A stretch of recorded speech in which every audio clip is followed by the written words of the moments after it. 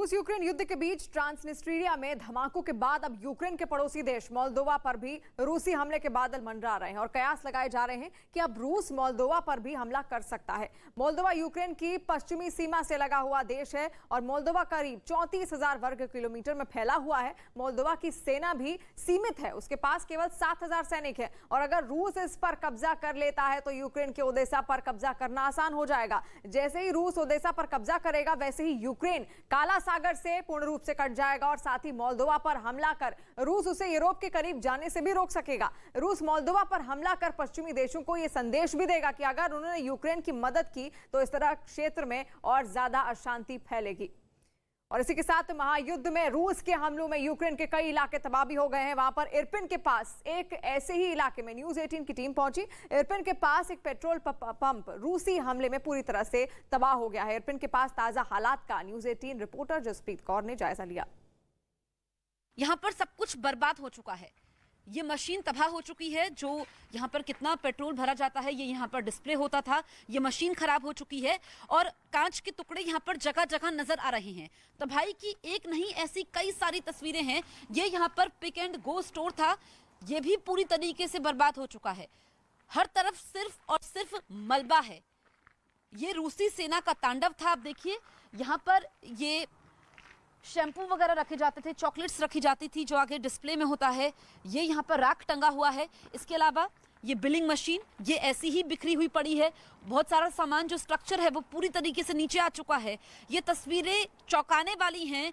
अलग अलग इलाकों में इस तरह की तस्वीरें नजर आएंगी। आप समझिए कि यहाँ से इस तरफ इरपिन है, इस तरफ मोशून है और तीसरी तरफ गोस्तुमल है। तो तीनों तरफ से हमला हो रहा था। यहाँ पर ये जो खेत है इधर से रूसी सेना हमला कर रही थी, जवाबी कार्रवाई भी यूक्रेन की तरफ से की जा रही थी। उधर रूसी टैंक मौजूद थे गोस्तुमल की तरफ से और इधर से आते हुए वो हमला कर रहे थे और फिर हेलीकॉप्टर से भी यहाँ पर निशाना साधा जा रहा था। यानी कि हर तरफ से एक तरह से कहा जाएगा, उधर गोस्तुमल, इधर इरपिन और इधर मोशून, यहाँ से यहाँ पर हमले हो रहे थे। और उसके बाद जो जवाबी कार्रवाई की गई है, ऐसे में कीव का किला बच गया। कीव में अभी तक ज्यादा नुकसान नहीं पहुंचा है और आगे आप देखिए ये जो कार वॉश होती थी यहाँ पर भी काफी ज्यादा नुकसान पहुंचा है। ये बिखरा हुआ सामान और यहाँ से अभी तक मलबे को हटाया नहीं गया है क्योंकि कई ऐसे इलाके हैं जहाँ पर दोबारा से जिंदगी को पटरी पर लाना, दोबारा से चीजों को शुरू करना बहुत मुश्किल है। काफी समय लगेगा। एक तो फंड्स की जरूरत है, उसके अलावा जीरो से शुरू करना ये किसी के लिए भी आसान नहीं होता है, बहुत मुश्किल होता है और वो भी तब जब युद्ध चल रहा है। ये युद्ध कब खत्म होगा किसी को मालूम नहीं है। ये आप देखिए ये कार वॉश होती थी और उसके पीछे करम आप यहाँ से आइए, वो तस्वीरें दिखाइए। ये पूरा सामान बिखरा हुआ है। दरअसल यहाँ पर कार की एक्सेसरीज बनती थी और जो स्ट्रक्चर हम दिखाते हैं ये देख करके समझ में आता है कि ये नया बना हुआ था और काम शुरू ही हो रहा था। कुछ सामान था, ये पूरी तरीके से तहस नहस हो चुका है, सब कुछ बिखर गया है। ये पीछे आप देखिए कई घर भी इससे सटे हुए थे जो इसकी जद में आ गए। ये सामने घर में गीजर आप देख सकते हैं, उधर कुछ कपड़े भी टंगे हुए हैं। तो यहाँ पर लोगों के आशियाने उजड़े, न सिर्फ लोगों के आशियाने उजड़े बल्कि उनका सब कुछ उजड़ गया। उनके अपने उनसे दूर हो गए, उनकी बसी बसाई जिंदगी वीरान हो गई और अब उनको समझ में नहीं आता है कि वो जाएं तो जाएं कहां, करें तो करें क्या। कैमरा पर्सन करम सिंह के साथ Jaspreet Kaur, Ukraine, news 18 India.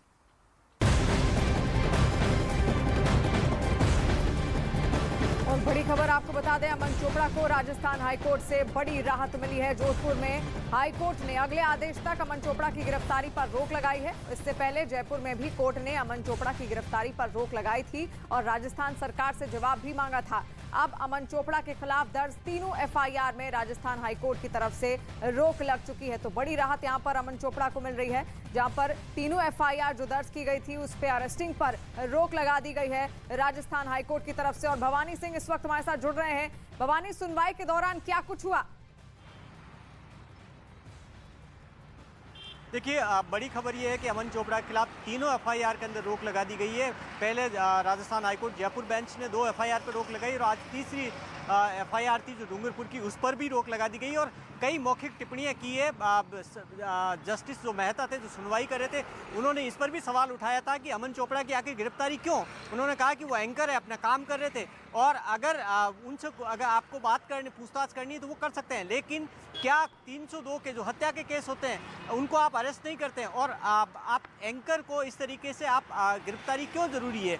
इसके अंदर कई सारे इसके अलावा सवाल उठाए गए, और एक सवाल जो डिबेट शो को लेकर उठाया गया, उन्होंने जस्टिस ने पहले पूछा सुनवाई के दौरान कि क्या जो अमन चोपड़ा का शो था वो रिकॉर्डेड था या फिर उसके बाद में लाइव था। जब बताया गया उनको कि लाइव शो था, तो उन्होंने कहा लाइव शो के अंदर कई बार होता है कि कुछ लोग बोल जाते हैं, इसके लिए आप ज़रूरी नहीं है कि आप एंकर को जिम्मेदार ठहराएं। इसके लिए लाइव शो अलग होता है, रिकॉर्डेड अलग होता है। इसलिए ये बात जिस तरीके से जो पक्ष रखा गया सरकारी पक्ष पे, उस पर सवाल उठाया कि आप जिस तरीके से सवाल उठा रहे हैं तो लाइव शो की एक अपनी अलग तरीके की बात होती है। तो उन्होंने कहा कि इसलिए हालांकि फिर उसके बाद में जब तर्क दिया गया सरकारी जो सरकार की ओर से पक्ष रखा गया, उन्होंने कहा वो पूरा शो अब वो देखेंगे, अपने चैम्बर के अंदर देखेंगे, जो उसकी सीडी है वो देखेंगे और कल फिर हियरिंग शुरू करेंगे। अमन चोपड़ा की ओर से जो लॉयर थे उन्होंने 3-4 बड़े मुद्दे उठाए थे। उन्होंने कहा था कि राजद्रोह का केस क्यों, राजद्रोह का मामला अपने आप में बहुत बड़ा मामला होता है। जब ऐसा हो कि किसी सरकार के खिलाफ कोई साजिश रची गई हो, सरकार को कोई अस्थिर करने का मामला हो या सार्वजनिक संपत्ति से जुड़ा बड़ा मामला हो। तो उन्होंने कहा कि अमन चोपड़ा के शो से ऐसा कौन सा नुकसान हुआ जिसमें राजद्रोह लगाया जा रहा है, उस पर भी जब कल डिबेट होगी, जब सुनवाई शुरू होगी, तब पक्ष रखा जाएगा, तब सरकार की ओर से जवाब दिया जाएगा। और 3 चीज़ें और जो धाराएं लगाई गई है उस पर भी बात हुई थी कि उनके खिलाफ जिस तरीके की धाराएं लगाई गई कि वो सांप्रदायिक हिंसा फैलाना चाहते हैं और जिस तरीके से भी धार्मिक भावनाएं भड़क सकती है, तो उसको लेकर भी पक्ष रखा गया था कि अमन चोपड़ा के शो के बाद में ऐसा कुछ भी नहीं हुआ। जिस जगह पर जो अलवर का जो मामला था, जिस पर डिबेट थी, और क्योंकि उसके अंदर गेस्ट थे, ये भी पूछा गया था कि क्या अकेले के शो था या फिर गेस्ट थे, तो क्योंकि उसमें गेस्ट होते हैं तो उन्होंने कहा था कि काफ़ी लोग जब शो के अंदर बैठते हैं तो उस पर सवाल उठाना। तो कई सारे जो आज की सुनवाई थी उसमें सरकार ने जो सवाल उठाए उस पर खुद जो जस्टिस मेहता थे उन्होंने कई सवाल खड़े किए, और कल जब इस पूरे मामले की फिर सुनवाई होगी, पहले वो सीडी को देखेंगे, फिर उसके बाद में सुनवाई करेंगे आगे की। लेकिन बड़ी बात यह है कि सरकार जो कोशिश कर रही थी, जिस तरीके से डूंगरपुर से पुलिस भेजी गई थी और लगातार छापेमारी कर रही थी, अमन चोपड़ा को अरेस्ट करने की कोशिश की जा रही थी, आज कोर्ट ने साफ तौर पर ये कह दिया, ये हिदायत भी दे दी गई, न केवल रोक लगाई गई है, इसके अलावा जो सवाल खड़े किए गए, उन्होंने कहा कि क्यों अमन चोपड़ा की गिरफ्तारी जरूरी है। जी भवानी, बिल्कुल, यानी कल अब अगली सुनवाई होने वाली है और कई तरीके के सवाल भी यहाँ पर हाईकोर्ट की तरफ से रखे गए, लेकिन फिलहाल अमन चोपड़ा के वकील का क्या कहना है वो भी आप सुन लीजिए। देखिए, हमारे साथ में निशांक मदानी है, इस केस के लॉयर हैं अमन चोपड़ा की तरफ से। जी बताएं क्या हुआ पूरा। आज कोर्ट में दोनों पक्षों की बहस सुनी गई। अमन चोपड़ा की तरफ से senior advocate Shri Siddharth ji Luthra and Shri Manoj ji Bhandari ने अपने पक्ष रखे गए, और माननीय उच्च न्यायालय ने दोनों पक्षों की बहस को सुनते हुए ये आदेश दिया कि अगली सुनवाई जो कि कल 12 बजे होगी, तब तक किसी प्रकार से कोई गिरफ्तारी नहीं करे अमन चोपड़ा की। तथा माननीय न्यायालय का ये भी वर्णन था कि वह उक्त सीडी जो प्रोग्राम हुआ, जो डिबेट प्रोग्राम हुआ, उसको अपने चैम्बर में सुनेंगे तथा उसके बाद ही किसी प्रकार से कल जो है सुनवाई के दौरान जो नतीजा निकलेगा। जब तक माननीय उच्च न्यायालय ने गिरफ्तारी पर रोक लगाते हुए अंतरिम राहत अमन चोपड़ा को दी गई है। पक्ष रखा गया कि जो राजद्रोह की धारा है उसको लेकर वो क्या आपकी तरफ से क्या पक्ष रखा गया। राजद्रोह की धारा के ऊपर हमारा ये कहा गया कि किसी भी प्रकार से कोई सेडिशन नहीं किया गया हमारे अमन चोपड़ा द्वारा, केवल जो है डिबेट प्रोग्राम था, ना ही किसी प्रकार से कोई सांप्रदायिक हिंसा को बढ़ाने का प्रेरणा थी। और वहीं बीजेपी नेता शहजाद पूनावाला ने ट्वीट कर राजस्थान सरकार पर पत्रकारों को परेशान करने का आरोप लगाया। उन्होंने ट्वीट किया कि राजस्थान हाईकोर्ट ने एक बार फिर अमन चोपड़ा की गिरफ्तारी पर रोक लगा दी है। कोर्ट ने हैरानी जताई कि 302 के कई आरोपी गिरफ्तार नहीं होते, लेकिन राजस्थान पुलिस अमन चोपड़ा की गिरफ्तारी को लेकर काफी उत्सुक है।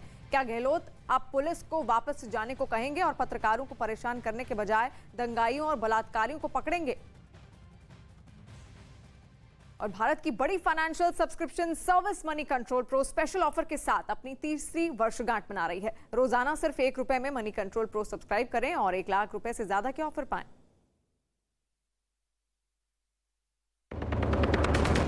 पंजाब के मोहाली में पुलिस इंटेलिजेंस के दफ्तर के बाहर धमाके के बाद अलर्ट। सिख फॉर जस्टिस ने ली हमले की जिम्मेदारी। पुलिस ने अब तक 11 लोगों को हिरासत में लिया। सीएम भगवंत मान ने कहा बख्शे नहीं जाएंगे दोषी। मध्य प्रदेश में बिना ओबीसी आरक्षण के ही होंगे पंचायत और निकाय चुनाव। सुप्रीम कोर्ट ने 2 हफ्ते में अधिसूचना जारी करने का दिया आदेश। सीएम शिवराज सिंह चौहान ने कहा सरकार दाखिल करेगी पुनर्विचार याचिका। रूस यूक्रेन में जारी जंग के बीच इरपिन से सामने आई तबाही की तस्वीरें। भारी बमबारी की वजह से पेट्रोल पंप समेत सब कुछ तबाह। युद्ध के मैदान से न्यूज 18 पर देखिए पल पल की खबर।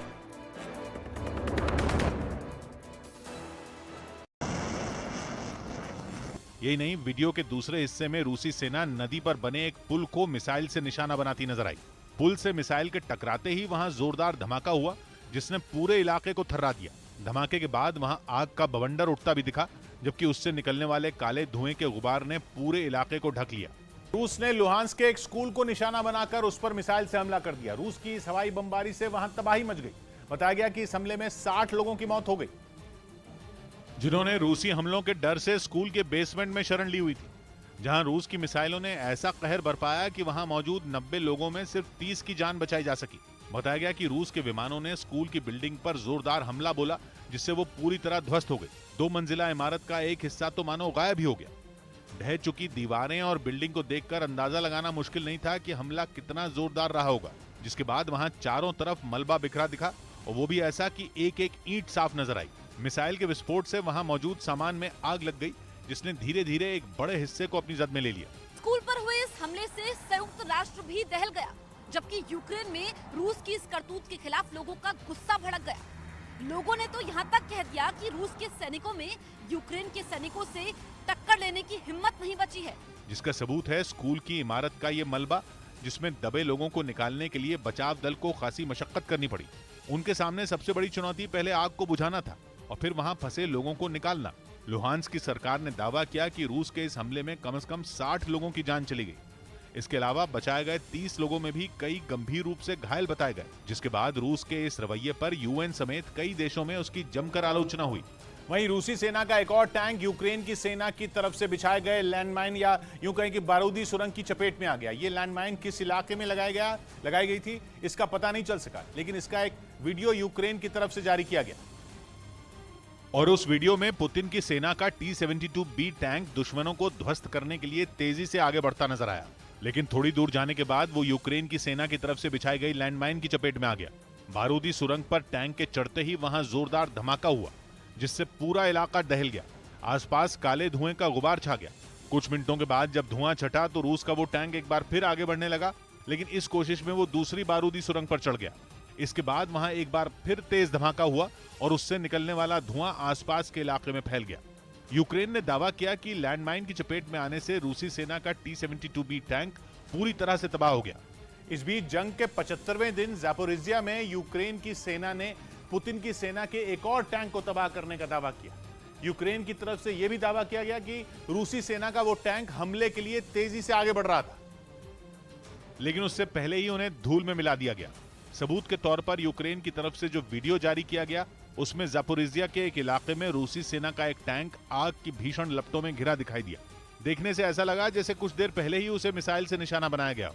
यही नहीं, टैंक में थोड़ी थोड़ी देर के बाद धमाके भी होते दिखाई दिए और हर धमाके के साथ वहां आग की भीषण लपटें उठती दिखी।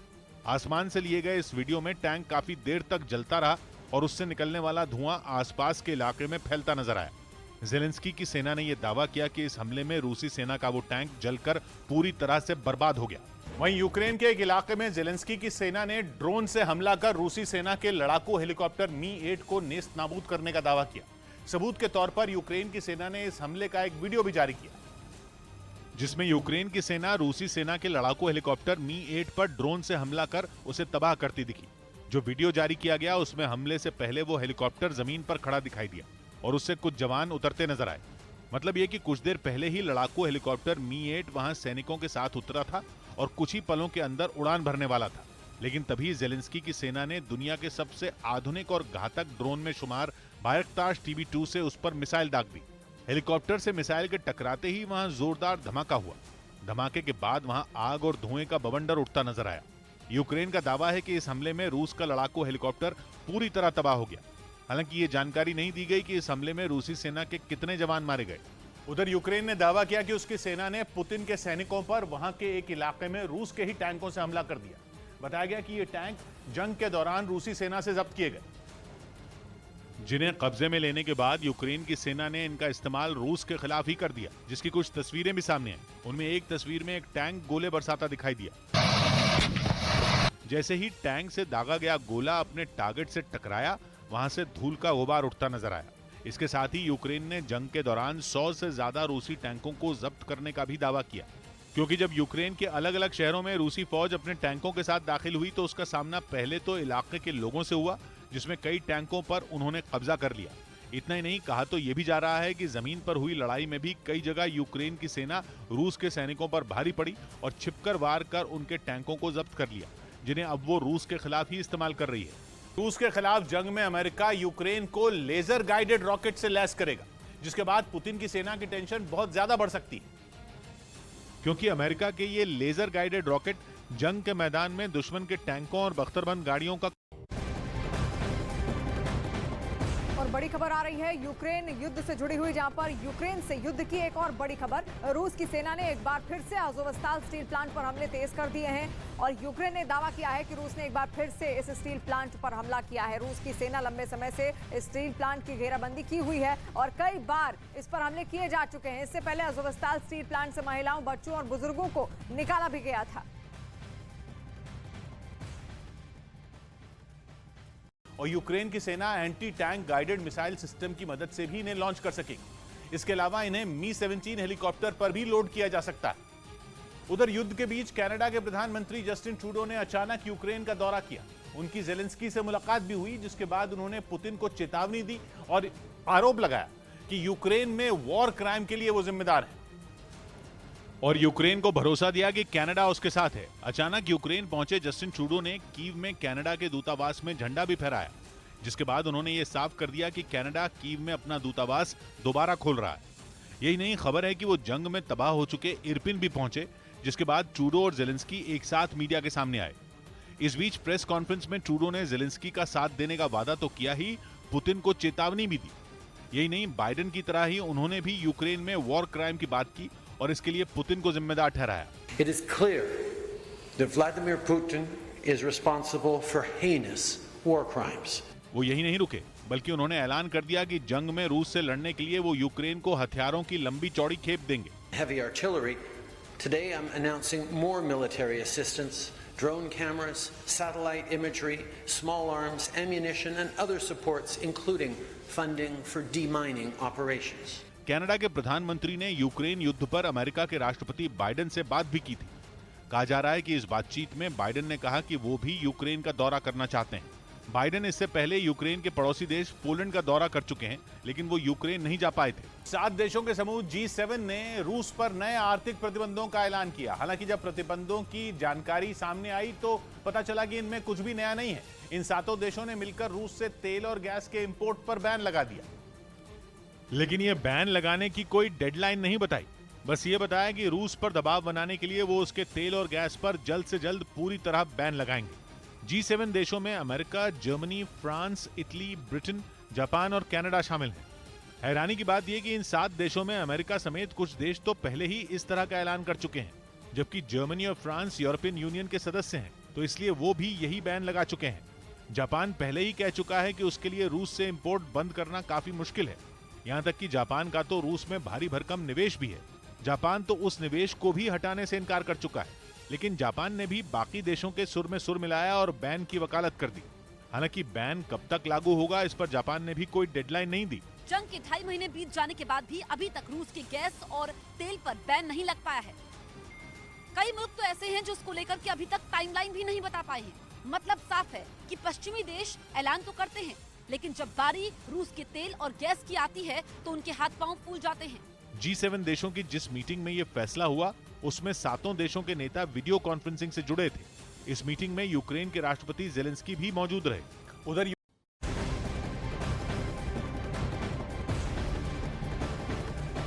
और बड़ी खबर आ रही है, रूस यूक्रेन महायुद्ध का 76वां दिन है जंग में, जहां रूस के हमले यूक्रेन पर तेज हो गए हैं तो यूक्रेन भी पलटवार करने में पीछे नहीं है। यूक्रेन के हमले में रूस के जलते हुए टैंक का वीडियो यूक्रेन की सेना की ओर से जारी किया गया है। इस हमले में यूक्रेन ने रूस का एक ट्रांसपोर्ट वाहन भी तबाह कर दिया। तस्वीरों में आप देख सकते हैं किस तरीके से यूक्रेनी सेना के हमले में टैंक को तबाह किया गया है और ऐसा लग रहा है जैसे आसमान से आग के शोले बरस रहे हों। पूरे आसमान में काला धुआं छाया है।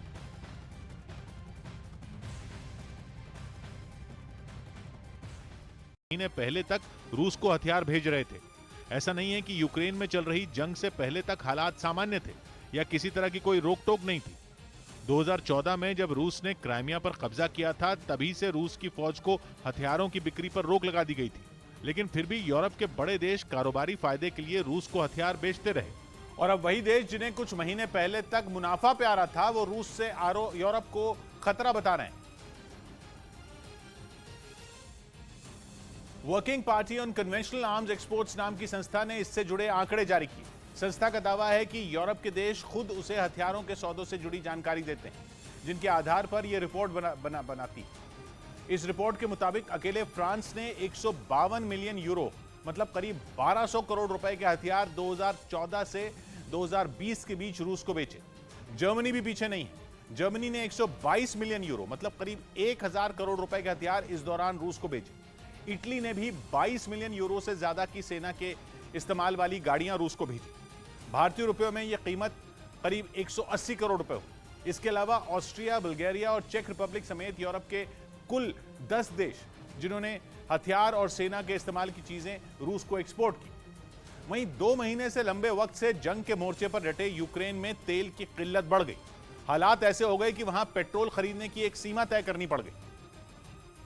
और ये खबर सुनते ही राजधानी कीव के पेट्रोल पंपों पर लंबी लंबी कतारें लग गईं। देश में मौजूद पेट्रोल की कमी की वजह से सरकार ने किसी भी शख्स को 20 लीटर से ज्यादा पेट्रोल देने से साफ इनकार कर दिया। पेट्रोल के लिए इनको घंटों इंतजार करना पड़ रहा है और एक कैपिंग कर दी गई है कि आप 20 लीटर से ज्यादा पेट्रोल नहीं भरवा सकते हैं। लाइन में लगे लोगों का इंतजार कई घंटों लंबा हो गया। उनमें कुछ तो पेट्रोल खत्म हो जाने के डर से सुबह ही वहां पहुंच गए। Come into morning, get up 5 o'clock, come here and wait 3 hours. इसके अलावा वहां खाने पीने के सामान और दवाओं की कमी की शिकायत भी सामने आई, जिसकी वजह से लोगों को खासी परेशानी का सामना करना पड़ा। रूस और यूक्रेन के बीच छिड़ी जंग को 75 दिन हो गए। यूक्रेन के कई शहरों पर रूसी सेना के भीषण हमले जारी हैं, लेकिन यूक्रेन की सेना भी पलटवार करने में पीछे नहीं है। दक्षिणी यूक्रेन के निकोलेव शहर में यूक्रेन के सैनिकों ने रूसी सेना के ऊपर जोरदार हमला बोल दिया, जिसका एक वीडियो भी उनकी सेना की तरफ से जारी किया गया। रूस की सेना ने कुछ रोज पहले काला सागर के पास बसे इस शहर के ज्यादातर हिस्से पर कब्जे का दावा किया था। और शहर के उन्हीं इलाकों को रूसी सैनिकों की मुट्ठी से निकालने के लिए यूक्रेन के सैनिकों ने पूरी ताकत झोंक दी। उन्होंने अपने दुश्मनों पर हमला बोलने के लिए एक बार फिर अपने बेहद खतरनाक हथियार का इस्तेमाल किया। यूक्रेन की सेना ने ग्रैड मल्टीपल रॉकेट लॉन्चर से रूसी सैनिकों के ठिकाने पर हमला बोल दिया और इसके बाद तो रूसी सैनिकों पर मानो रॉकेट की बरसात शुरू हो गई।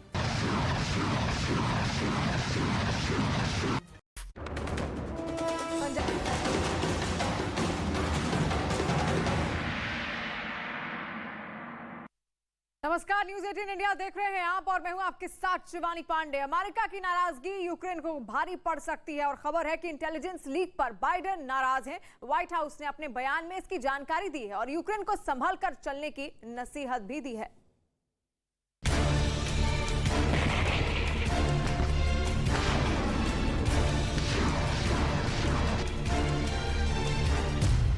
यूक्रेन से क्यों नाराज हैं अमेरिकी राष्ट्रपति बाइडेन? व्हाइट हाउस ने यूक्रेन पर क्या बड़ी बात कही? क्या इसलिए बाइडेन ने यूक्रेन का दौरा नहीं किया? रूस से जंग के बीच अमेरिका लगातार यूक्रेन की मदद कर रहा है। यूक्रेन को हथियार भेजे जा रहे हैं, लेकिन दूसरी तरफ अमेरिकी राष्ट्रपति जो बाइडेन की यूक्रेन से नाराजगी की खबरें भी आ रही हैं। वहीं बाइडेन ने भी अपने यूक्रेन दौरे पर फाइनल मोहर नहीं लगाई है। व्हाइट हाउस का दावा है कि यूक्रेन से अपनी बातचीत लीक होने से बाइडेन नाराज हैं। बाइडेन का कहना है कि यूक्रेन की तरफ से अमेरिका की भूमिका को बढ़ा चढ़ाकर पेश किया जा रहा है। Well, what I will tell you, without confirming private internal calls, that the president was displeased with the leaks. His view was that it was an overstatement of our role, an inaccurate statement, and also an understatement of the Ukrainians' role and their leadership, and he did not felt they were constructive. सवाल है कि वो कौन सी intelligence थी जिसे लेकर Biden नाराज थे। दरअसल रूस से यूक्रेन की जंग जारी है और दावा किया जा रहा है कि अमेरिका ने सोर्स के जरिए रूसी सेना की जानकारियां हासिल की और वो सूचनाएं यूक्रेन की सेना से शेयर की, जिससे युद्ध में रूस को नुकसान पहुंच रहा है। अमेरिकी मीडिया में भी इस तरह की कई खबरें छपी थी। दावा है कि अमेरिका की इंटेलिजेंस ने रूस के मोबाइल हेडक्वार्टर की लाइव लोकेशन यूक्रेन को दी थी, जिसके बाद यूक्रेन के हमलों में कई रूसी जनरल मारे गए। इसके अलावा यूक्रेन ने ही रूसी युद्धपोत मॉस्कोवा की लोकेशन यूक्रेन से शेयर की थी, जो यूक्रेनी सेना के अटैक के बाद समंदर में समा गया था। यानी एक तरफ अमेरिका की तरफ से यूक्रेन को भरपूर मदद मिल रही है, तो वहीं दूसरी तरफ वो इंटेलिजेंस इनपुट की खबरों से इनकार कर रहा है। रक्षा विशेषज्ञों के मुताबिक अमेरिका अपनी भूमिका को गुप्त रखना चाहता है और रूस से सीधे टकराव से बच रहा है। यही वजह है कि बाइडेन ने यूक्रेन के टॉप ऑफिशियल्स को अपनी नाराजगी की वजह खुलकर बता दी है, मगर यूक्रेन को अमेरिका से सैन्य मदद जारी रहेगी। इस बीच बाइडेन की पत्नी और अमेरिकी फर्स्ट लेडी जिल बाइडेन अचानक यूक्रेन पहुंच गई, जहां उन्होंने ज़ेलेंस्की की पत्नी से मुलाकात की। दोनों के बीच ये मुलाकात स्लोवाकिया के उज़हरोद के एक स्कूल में हुई। जिल बाइडेन के इस दौरे ने बता दिया कि अमेरिका यूक्रेन के साथ खड़ा है। To show the Ukrainian people that this war has to stop, and this war has been brutal. इस बीच खबर ये भी है कि रूस के खिलाफ जंग में अमेरिका यूक्रेन को लेजर गाइडेड रॉकेट से लैस करेगा, जिसके बाद पुतिन की सेना की टेंशन बहुत ज्यादा बढ़ सकती है, क्योंकि अमेरिका के ये लेजर गाइडेड रॉकेट जंग के मैदान में दुश्मन के टैंकों और बख्तरबंद गाड़ियों का काल माने जाते हैं। और द यूरेशियन टाइम्स अखबार ने दावा किया है कि अमेरिका जल्दी ही इस एडवांस्ड प्रिसिशन किल वेपन सिस्टम 2 की खेप को यूक्रेन के लिए रवाना करेगा, जो अमेरिका में 1940 में तैयार किए गए 70 mm रॉकेट का आधुनिक वर्जन है। और इन्हें लेजर गाइडेड किट का इस्तेमाल कर और भी घातक बना दिया गया। यानी रूस और यूक्रेन की लड़ाई में अमेरिका दोहरी भूमिका निभा रहा है, यूक्रेन को हथियार भी दे रहा है और खुद को इस लड़ाई से दूर बता रहा है, जबकि अमेरिका का असली मकसद तो रूस की हार है।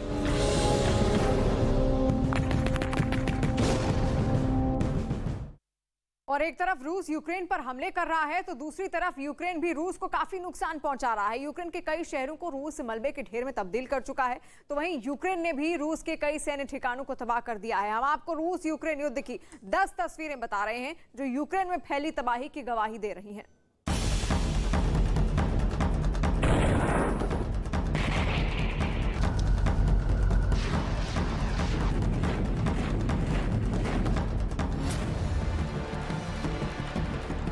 यूक्रेन ने रूस के एक ठिकाने पर हमला करके उसे उड़ा दिया।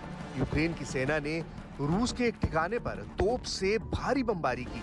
हमले के बाद रूस के इस ठिकाने में आग लग गई और वो पूरी तरह तबाह हो गया। यूक्रेन ने मिकोलाइव में रूस को करारा जवाब दिया, जहां यूक्रेन की सेना ने मल्टी रॉकेट लॉन्चर सिस्टम से रूस पर ताबड़तोड़ हमले किए, जिससे पूरा इलाका गूंज उठा। यूक्रेन ने इसका वीडियो भी जारी किया, जिसमें उसके सैनिक मल्टी रॉकेट लॉन्चर सिस्टम से रूसी ठिकानों को निशाना बनाते दिखाई दिए। यूक्रेन ने साथ ही अपने हॉवित्जर तोपों से भी रूसी ठिकानों को निशाना बनाया।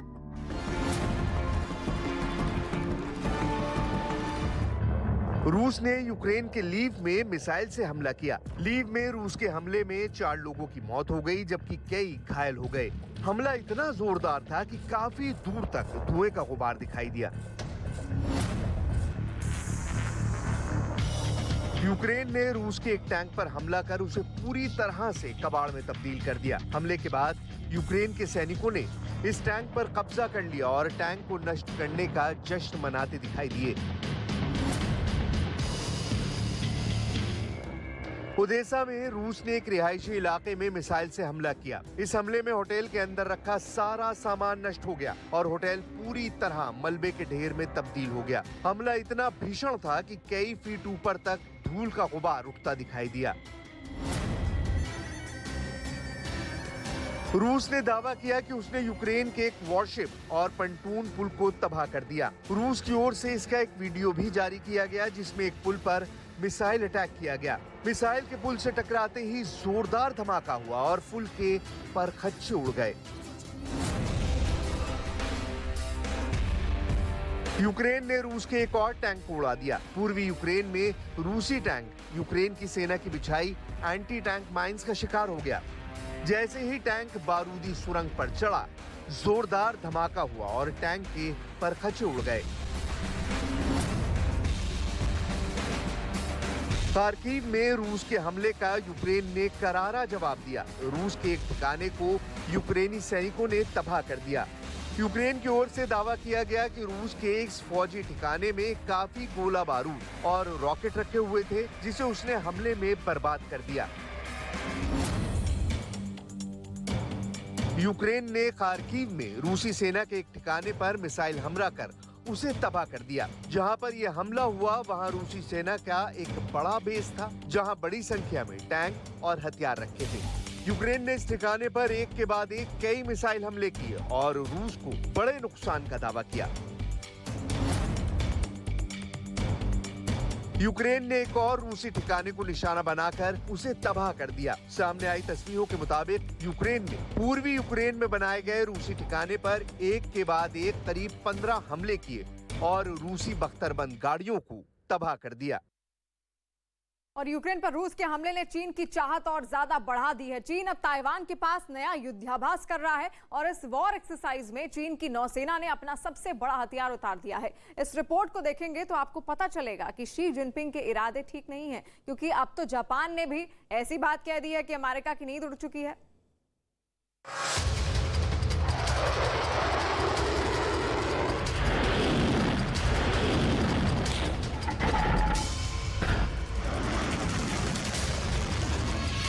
बड़ी जंग की तैयारी में चीन।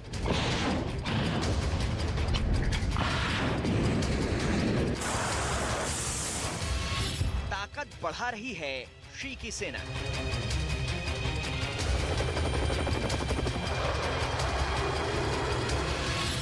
समंदर का सिकंदर बनने में लगा चीन।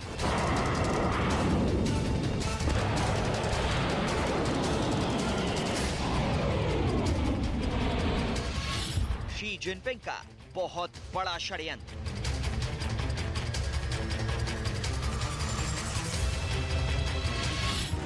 ये चीन की पीपल्स लिबरेशन आर्मी की नई वॉर स्ट्रेटजी है।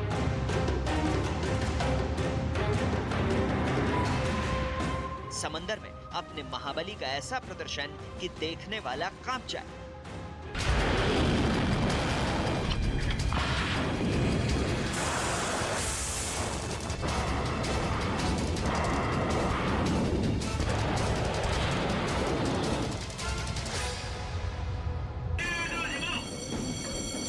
वैसे तो चीन ताइवान को डराने और धमकाने का खेल 24/7 जारी रखता है,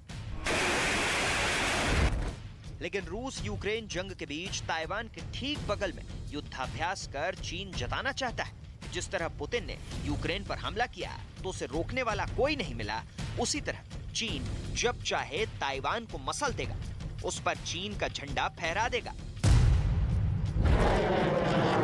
चीन का एयरक्राफ्ट कैरियर लियाओनिंग फिलीपींस सी में एक हफ्ते से अभ्यास में जुटा है।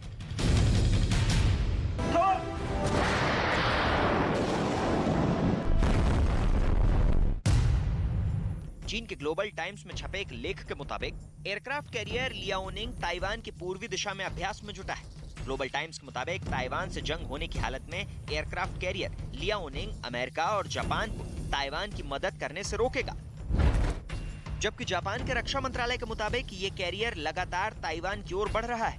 मतलब चीन और ताइवान के बीच लगातार तनाव के हालात बने हुए हैं।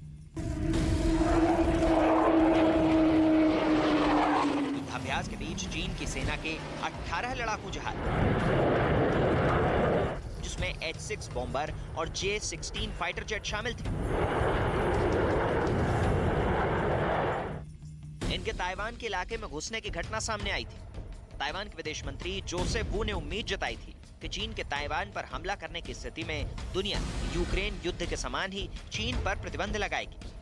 चीन के उप विदेश मंत्री ली येचंग ने ताइवान को चेतावनी देते हुए कहा था कि दोनों देशों का एक होना ही सही रास्ता है और आजादी के लिए की जा रही ताइवान की विदेशी कोशिशों से उसे कुछ हासिल नहीं होगा। 而且还在蒸蒸日上、日新月异的发展，我们还有什么可怕的？我还想借这个机会正告台湾当局：两岸统一是正道，挟洋谋独是死路。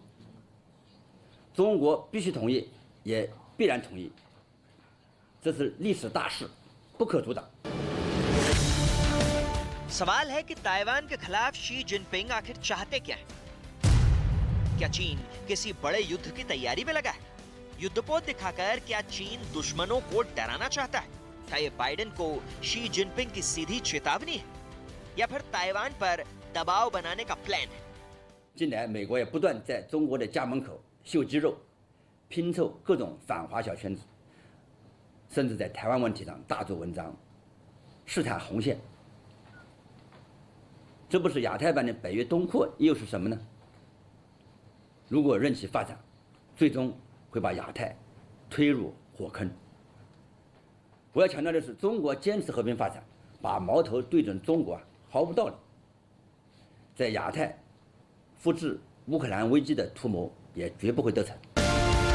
PLA के बारे में दुनिया के पास ज्यादा डिटेल्स नहीं है। चालबाज चीन न तो अपने सैनिकों का ब्यौरा जारी करता है और न ही अपने हथियारों की जानकारी देता है। लेकिन लगता है शी जिनपिंग के आदेश पर चीन ने अब अपनी स्ट्रेटजी को बदल डाला है। KJ-500 early warning aircraft, Y-8 anti submarine warfare aircraft, KA-28 anti submarine warfare helicopter. चीन की नौसेना ने फिलीपींस सी से लेकर ताइवान द्वीप के पूर्व में और जापान के दक्षिण में सैन्य अभ्यास तेज किया है।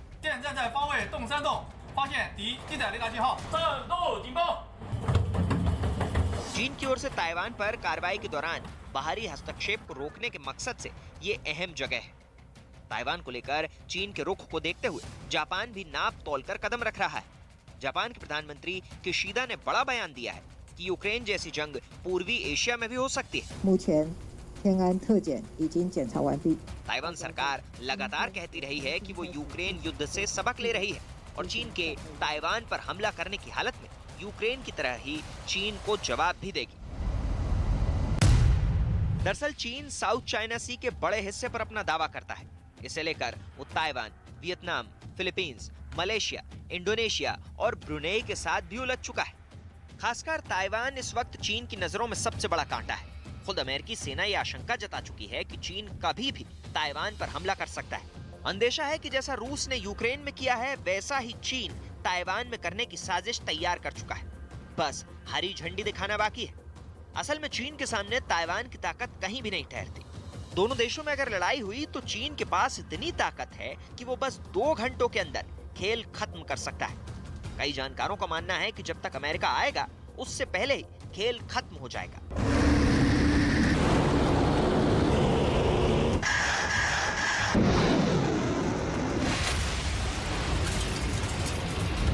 ऐसे में करीब हर दूसरे महीने युद्धाभ्यास के जरिए चीन ताइवान पर दबाव बनाए रखने की रणनीति पर चल रहा है। चीन जिस तरह से अपनी नौसेना क्षमता में इजाफा कर रहा है, उससे लगता है कि चीन दक्षिण चीन सागर और हिंद महासागर में अपनी पहुंच बढ़ाना चाहता है। दोनों जगहों पर चीन लगातार अपनी मौजूदगी बढ़ा रहा है।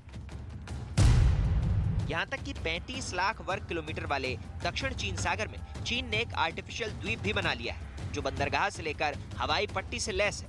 इसके अलावा चीन ने वहाँ कई छोटे छोटे सैन्य अड्डे भी बनाए। चीन के पास नंबर्स में बड़ी सेना हमेशा से थी, लेकिन इस आर्मी में कई कमियां थी और कई हिस्सों में बटी थी। लेकिन 2016 में शी जिनपिंग ने कैसे पीएलए की पूरी तस्वीर बदल डाली, उसे इस बयान से समझ सकते हैं। मैं हर एक थिएटर कमांड को ऑर्डर देता हूं। आपको जो मिशन मिलेगा, पार्टी की तरफ से लक्ष्य मिलेगा, उसके लिए मजबूत सेना तैयार करनी है। मिलिट्री गाइडलाइंस और सीएमसी के सिद्धांतों का ख्याल रखना होगा। थिएटर कमांड को युद्ध के लिए तैयारी करनी होगी। ज्वाइंट कमांड बनाना होगा जो वफादार, युद्ध नीति में महारत हासिल हो, लड़ने का जज्बा हो और जीतना आता हो। वैसे तो ताइवान पर कब्जा जमाने का चीन का इरादा बरसों पुराना है, लेकिन सही मौका अब दिखाई दे रहा है। यूक्रेन युद्ध की तस्वीरों को देख शी को भी लगने लगा है कि अब ताइवान पर हमला करने का सही समय आ गया है। इसलिए अब वो खुलेआम धमकी पर उतर आए हैं। ताइवान को लेकर चीन के राष्ट्रपति शी जिनपिंग का कहना है कि चीन किसी भी कीमत पर अपनी संप्रभुता की रक्षा के लिए प्रतिबद्ध है। ताइवान को शांतिपूर्ण तरीके से चीन से मिलाना दोनों देशों के विकास के लिए जरूरी है।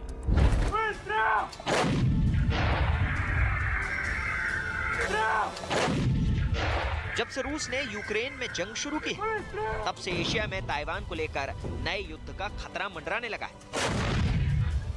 चीन मानता है कि ताइवान उसका एक प्रांत है जो एक दिन फिर से चीन के नक्शे में मिल जाएगा।